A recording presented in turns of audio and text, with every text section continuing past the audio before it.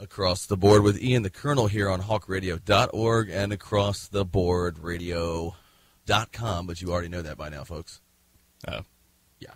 One of the best up-and-coming, up-and-coming my ass. Well, I'm going to talk about in music, in animation, in TV production and creation. Just, I mean, multi-talented does not do it justice. No. Welcome to the show. I don't really have more of an intro than that. Welcome to the show, MC Chris. Welcome to the show, brother. Thank you so much for having me. Can I just point out that one of you guys just said up and coming my ass? Yeah. So I just want to make sure that we know that and we focus on that for 1 second. And that time is over now, and you may now begin the interview. Thank you very much. Yeah, that's the Colonel that said that. So he's yeah. Colonel, yeah. you're ribald in every sense of the word, sir. Thank you. I appreciate that. Here's your mint julep. I hope you are relaxed. I am completely relaxed, like a Swedish massage. Oh, wow. You guys want me to leave? I mean, you need your own moment there? Hey, listen, why would you leave? You can take part. Don't be so shy. Kind of creepy, really. Just Kinda. I'm going for totally creepy. We're all amongst friends here. Yeah, right. Okay, let's move on. Let's get a real question in here. You know, you're on tour right now. You're out.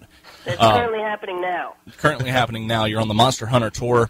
You know, you're going to be hitting all kinds of venues around us, including Baltimore and Philly. You're with Powerglove and Richie Branson. Talk a little bit about what the acts are collaborated together here, and are we going to see any cross-contamination? I think a lot of kids that have seen my shows have seen them 12 times or 8 times, and just like crazy Grateful Dead kind of numbers, you know? That's right. And so, the openers have to be something that is cool and something that they want to see, something that I think that they want to see. Usually it's something I think that they want to see. Maybe it's something that hasn't been really proven or tested yet, or it's something that's totally established. For instance, Powerglove, I think, is completely established. It's a speed metal band that plays video game music and all different kinds of pop culture things. And they're just a really fun, awesome band that I think will get the audience really pumped up.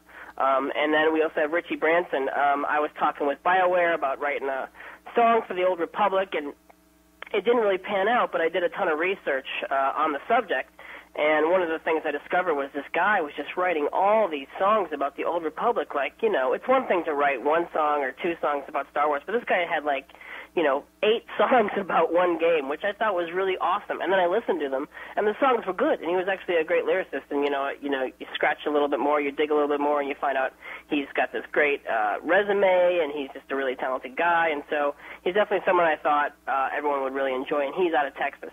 And so I just think it's going to be a really fun bill, and then I'll be on the bill, of course. I'll be there too, and that's fun. That's good to hear. You've already sold me enough on this show that I'm leaving. I'm going to cut the interview short right now. I'm going, and we're heading to the nearest venue now. I want to see this already. I'm in. Well, a lot of the tickets are available online, so you can go to mcchris.com and click on the tour, and there's tickets there, and a lot of these shows do sell out, so please come and join us and get a ticket while you can. Yeah. Although I should say, if they sell out, which has happened with 9 different dates, or the last I was told, don't give up. You can go to the venue and bug them and shake them by the lapels and get a ticket will fall out of their clothes. Drill a hole in the wall, maybe. Don't give up. Through that Don't way, give up. Try to get in there. And there's kids that are like, hey, I can't get in. I'm too young. I'm like, work there. Go get a job there. Start washing dishes there now. That's a great idea. Make sure you work there the night of the show. Right? That's really good thinking. That's you're in. So that's right. There's always a solution. Don't give up. Put in an application Very now. True. Now, Chris, talk to us a little bit about your background. You're one of the few popular rappers of the past, I don't know, probably 25 years, 30 years, that have actually attended a university as well, attended college, formal education, some well-known, like recently MC Lars is, well-educated as well and really popular. How has that affected, obviously it's affected your writing and the way you approach the business, but how? Going to a couple art schools. I think, first off, you'd find a lot more writers are educated than you might think. And a lot of hip-hop is an act, and a lot of, I would say that a lot of folks are educated, and, because it's really difficult to do what this is, Hip-hop is a very difficult thing. You have to have some mastery of the language, but anyhow, I think that just being who I am and following some of the things I learned from the hip-hop bands that I loved in the 90s is just, it just really kind of taught me what I should do as I proceeded. You know, it was always a joke. In the beginning, it was just a joke where I was kind of making fun of hip-hop. I said my name all the time. Every title had my name in it. Right. You know, we'd only write songs, you know, after our shifts at work at, like, midnight. We'd be drunk, drinking 40s, just having fun making stuff and experimenting. And everybody did that stuff in college. And, you know, it was always a joke, but I just never stopped. And it just goes to show you that if you do something and you kind of love it, it might really pay off someday if you just never give up on it and you just kind of always, you know, feed it like Little Shop of Horrors or something. It might really become something awesome. Or like takes over the earth and destroys it. Feed a gremlin. That can turn into something bad. Like you never know. It could go either way. Any kind of spawning alien, it can be like. I agree. Were you really drinking 40s, or are you just saying that? I mean, no, we really were. You know, it was. I loved the Colt 45. 45 Seriously? ounce because it had 5 extra ounces. It's true. And I would get that. I remember it very vividly. You know, going from my job at Film Forum, which was a movie theater, and picking up all the popcorn, taking it to the trash, and then buying a 45 ounce and going to my friend's place. And they were punk rockers, but they would like to do other things. You know, so they'd put John Spencer Blues Explosion on a loop or something, or they'd come up with something new, and they would want me to rap over it because I was always rapping other bands and like other hip hop groups and stuff, not my own stuff. But once they started requesting me to come over and screw around, you know, then we started having a lot of fun, and I didn't know that, but I was training to do what I would be doing for the rest of my life. Yeah. Now, being you know, a guy from Brooklyn as well, spending some time in Brooklyn, what did the impact? I guess describe the impact of the life and then the loss of MCA from Beastie Boys to you. You know, well, it was just a really difficult thing. He died of, I think it was cancer of the larynx, possibly. I think it was a saliva gland or something. My father just passed away from cancer in December. Sorry to hear that. So it was just a double whammy, and he was definitely a person where I thought to myself, you know, I don't even know if I would be sitting where I'm sitting or standing where I am if it weren't for him, you know. Right. Such a great influence, but he wasn't one of my primary influences. I didn't really get into him until, I guess you could say, Check Your Head, which is, I guess, still pretty early. But, you know, when License to Ill came up, it was something that was played in the backyard of my neighbors, and I thought it was just heavy metal, and I just kind of dismissed it and didn't think much of it. It wasn't until I heard stuff like De La Soul that I really got into hip-hop, and then in college, I revisited things like Paul's Boutique and stuff that's really great, you know, when you go and rediscover it or discover it. But, yeah, his passing was super lame, you know, and I think everything feels different now. But the weird thing is that I'm learning lately as the time is passing, and, like, no one is, even celebrities, no one is immune to time, I guess. It's just going to find us all, and we all just got to be as healthy and happy as we possibly can. You know, I started a cancer fund on my Bandcamp in collaboration with Kevin Smith. He has me do, like, all these intros for all of his podcasts, and we put them all up there on my Bandcamp, and we've got a new song on there now called Tasty Face, which is a parody of Call Me Maybe, and it's about the zombie bath salts thing that's been going on, and that's been kind of a big hit. And, you know, so we're just raising money to fight cancer, and, you know, I posted that right after Adam passed, and it was in his honor as well as in my dad's honor, so that's just kind of how I responded. You know, he's just a very humongous influence. It's a really big wound. It's just kind of like one of your parents is gone, or in this case, one of your older brothers. Miss him so much, and we're so glad that we got to experience him in the first place, you know. Couldn't have said it any better, you know. And the impact of Tasty Face has already taken over. I know a couple of DJs that I know personally. I've given them the song, and they play it now whenever they're out and about, too, because it catches people off guard. They hear it, and they immediately think it's, you know, Call Me Maybe, and you listen to it, it's like, this isn't Call Me Maybe. No, it's you know, it had a life of its own. You know, it was just one of those things where I saw it on YouTube, I saw a comment, and I thought, well, that's something I feel like I can't pass that up, or I just know I can do this really well. We did some parodies last summer of what's that song called? Love Is a Drug by Kesha. I forget the exact name of it. We did a Han Solo, which was a parody of Riding Solo. And we did those things last summer, and so we were kind of our second round of doing parodies, and we were a little better at it. And so I was just ready to, like, do it really quick. But, you know, there's one thing that kind of was difficult about it was that, you know, someone really got hurt to inspire the song. So I wasn't, you know, so stoked on its popularity because it was at the expense of someone's face, literally. Right. And so, you know, I'm at this point right now where the money that Bandcamp is making is actually becoming quite coming substantial. And so I think I'm just going to pose the question to my fans: do you think we should be sending this to the American Cancer Society, or do you think we should be sending this to Ronald Popo, which is the name of the guy that got hurt? So I'm not quite sure what to do yet, but I haven't made a decision yet, and I just want to do the right thing, and I always want to be mindful of the fact that somebody was hurt, and I hope he heals up and has a happy life. Yeah, and, I think if you ask a lot of your fans, they'll be right on board with that. And it's not your only thing. You always like to do little things about, helping out with charity, too, because I know you have your eBay account where you set up to help fight, with whatever winnings, whatever the auction brings, you typically give them to, fighting cystic fibrosis. And I'm telling you, a lot of respect for that, because you don't see a lot of, musicians and celebrities these days take their time to do that, and I think... Well, my thing is such a grassroots indie thing where I do so many things myself, and, right. You just...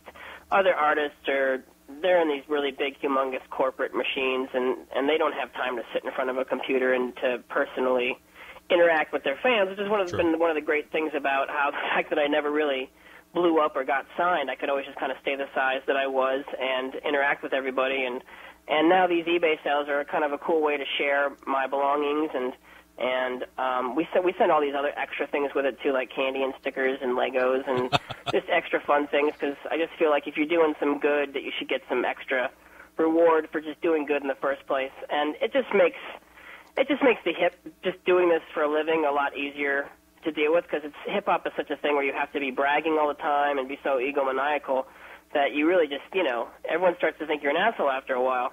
Sure. And, you really want to let everyone know that you actually are a person that really cares and really does care about everyone's health and happiness, and wants to make sure everyone knows that I'm so concerned with everyone. Probably more than most artists are. I think of everybody, the people that listen to me as my family, and I just want to take care of them and make sure that they're okay. Yeah. And, now I have a nephew that has this horrible disease, and, we're all getting together and just kind of doing something for him and for all the folks that are suffering from it, there are quite a few. But we're always raising money, and if you want to find out more information about cystic fibrosis, you just have to go to cff.org. They have tons of info. Or you can go check out mcchris.com and click on Fight CF, and that will kind of show you what I'm up to. And again, that's just so important, to all of our listeners around the world right now to support artists like this, like MC Chris, doing a great thing. And again, we always talk about how it's important that you need to go experience music firsthand and see Chris live whenever you get a chance. And, that is how, not being with a huge label and that sort of thing, it's very important that you go and support him and buy his albums at his shows and his merch, everything. Yeah. And then, and from what I hear, Chris, you're a down-to-earth guy, sit and talk to the fans as well and support the causes. After every show, I've almost, since I've started touring, since I left Cartoon Network, I've always stood at my merch table after the show. And I didn't leave until everyone was cool, and that can take, an hour or two or just as long as the show took. But, that's what I would want as a fan. And when I saw Matt Sharp do that once, who was from Weezer, and I thought that was super cool. And it was then my opportunity to be a performer, and I just wanted to do the same thing. And I also, people can think all they want to think about the character of MC Chris, but if they shake my hand afterwards and they get to see that I'm a human being, I think that helps everything a little bit, and also kind of lets you know that there's a real person here. It's not just a high voice saying crazy things. There's a lot going on, and it's worth investigating. So, and I like that moment of talking to them after the show and finding out what they're into and what they want to know from me, and it's a part that I really like a lot because it just kind of helps them see that I'm just a human being, which is really what I want to get across. Across the board with Ian the Colonel, and we're sitting down talking to MC Chris, and he's going to be on tour. Check him out coming up in your area soon, but he'll be in Baltimore and Philly, so make sure you check him out there with Powerglove and Richie Branson. You mentioned earlier Cartoon Network as well, and we had Brendan Small on the show, and from what I understand, you're working currently with Titmouse Incorporated to get the MC Chris cartoon rolling. What's the latest on the MC Chris cartoon, and what are your plans after that? Well, this is such a weird question. I don't know what I can say right now, but there's a lot of good news coming. Good. And I'm really happy. We're working on something. It's really cool and fun, and I can't say anything. Yeah. But I can tell you what's happened so far, in that I worked for Cartoon Network for a long time, and I had a couple different ideas about stuff I would like to do, and I came up with this big idea. I pitched to Cartoon Network daytime And then that kind of, nothing really happened with that. And then I kind of came up with a more Adult Swim idea, and I pitched it to them, and nothing really happened. And I got a little sad about it. And but then I thought to myself, I see all my friends using Kickstarter to film music videos and to finish different stages of their production. I said, I've got, 150,000 followers on Facebook, and why don't I just ask them all for $1 and just see what happens? And we made like $62,000 in about a month and a half. And I just kind of walked across the street and gave that to Titmouse, and I said, "Hi, how you doing? How do you feel about money?" And they said, "We like it." And and it was a really great situation because it was just a group of artists working with another artist. There really wasn't a corporate entity involved in the production of the pilot. So we made a 6-minute pilot. It took, I had an animator, the guy that's done all my merch, Nate Bellegarde. He drew all summer long, and he drew in the fall. And then we kind of started animating it with Titmouse during the winter. And then I went down to Atlanta, and I worked with just a sound guy I love a lot who works on a show called Archer. You probably heard of. Oh, and, yeah, obsessed with that show. He and I just worked on sound for a couple of days, and then, I put the trailer. I came home, I put the trailer online, and then I just started getting a couple of calls here and there, and things just started moving along. And I can't really complete the story or finish the story, but we are working on it, and I'm really happy, and I think it's going to be a really fun show. It's just going to be kind of, simply put, our wet dream, something we've just been waiting for, something that we want to happen, a show that satisfies. And so it'll be definitely a Snickers cartoon, but that's all I can say. Yeah, and but I'm really excited about it, and we're working on it every day. And it sounds good too. You talk about the fact that you're working with people from Archer, you're working with the same company that puts out Metalocalypse, and your ideas and your writing and your creativity. This sounds like an amazing project, and I can't wait to see what it all culminates to. It's a lot about who everyone is that I've met over the past couple of years. It's pretty much my audience condensed or concentrated. Just everything I've learned about what they like, and which is something now that I like. They've introduced me to so many things. I've introduced them to what I am into, and it's been a great exchange. And so, I've toured the country nonstop for a long time. It'll be like, I think this is the 6th year we've done it, and I've learned a lot. And now I'm just going to kind of tell this little story and see what happens, and I'm just really excited about it. We're trying to build something that we can make a lot of, and we'll just see what happens. And Chris, let's to switch the subject for a little bit here. If you knew this was, 2012, last year on Earth, all that nonsense, if you knew you had maybe 15 minutes left in your life, what is the last song that you would want to hear or perform? Yours or anybody else's, but the last song in your head. I like Trogs. With a Girl Like You. It's just like a perfect song. You know that one? It is a good call. Oh, yeah. Yeah, absolutely. I like that song a lot. I don't think I would perform. If I had 15 minutes, maybe I would. if I had an audience, I'd be like, wow, this is the most. This is really the end for all of us. So that's a good point. Maybe I could lighten the load of the situation. It's just everything that's what I've always tried to do is just make things make life a little bit easier for everyone around me. So I guess maybe I would be happy if I could help everyone forget about the fact that the world was ending. If we were being attacked, then I would want to defend myself. I wouldn't want to do a show. With music or, You could just, sing to them or whatever. That might help. If like a music, just like the power of music came out of my mouth and destroyed aliens, then I would do a show. It's like maybe Mars that's something Attacks. I should put in the show, in the cartoon. I think that could happen with We Are the World, right? Isn't that why they made that song? Well, that was We Are the World's actual effect on me as a child. I love that thing so much. I acted out the whole thing, every part. I think I had what was the little mini vinyl? Remember that? Yeah, I remember that. A 45, right? Yeah. I went to Catholic school, and there were some albums that teachers would put on, and We Are the World was one of them. And just to hear music in such a strict place was just like, oh my God. I just thought it was the coolest thing in the world. I don't know if I can tell the story if I have time, but my mom used to take us to Indiana to the farm where she grew up, and she would go visit her friend.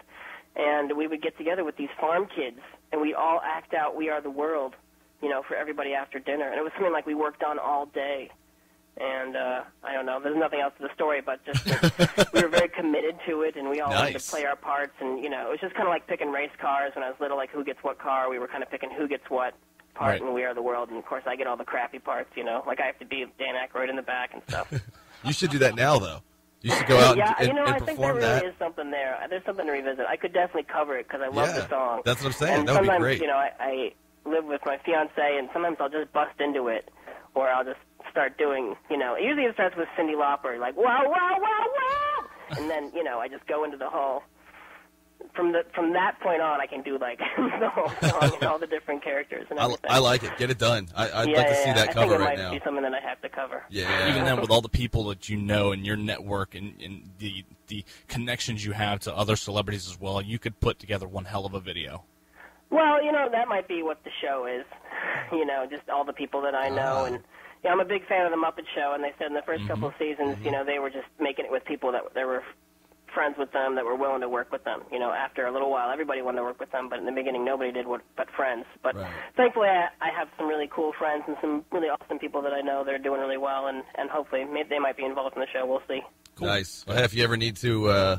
two of the best radio hosts on earth, give us a call. We're only a few hours away. I'll be in Brooklyn in a few hours. As far as I'm concerned, everyone can be in the show. Nice. We're there. I'm in. Yeah, I'll be in Brooklyn in a couple months. By the way, if you went to Catholic school, I heard a good clean Catholic joke this week. It's a clean joke. What do you? This came from a nun, by the way. What do you call a sleepwalking nun? What? A Roman Catholic. Oh, that's harmless. That's harmless. Yeah, I was hoping. I could tell that at my my house at Thanksgiving or something. Everyone would like really crack up and be like, "Finally, a joke we can like." So there you go. That's my gift to you. Thank you. I appreciate that. Absolutely. I'm going to use that every holiday from now on.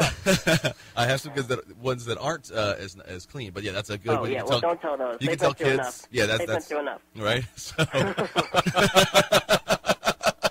Okay. So anyway, but again, go out to go to Chris's site and see him live and support the causes that he supports and find out how you can get involved with those causes as well, cystic fibrosis and American Cancer Society, all of these that the Colonel and I are both involved in American Cancer Society as well, and that's close to our hearts. So, awesome. Thank you for doing that. Yeah, absolutely. So Chris, we appreciate it. We'll be back here in a few minutes on Across the Board. I'm E. He's the Colonel. You're there listening to us on hawkradio.org. Or acrosstheboardradio.com.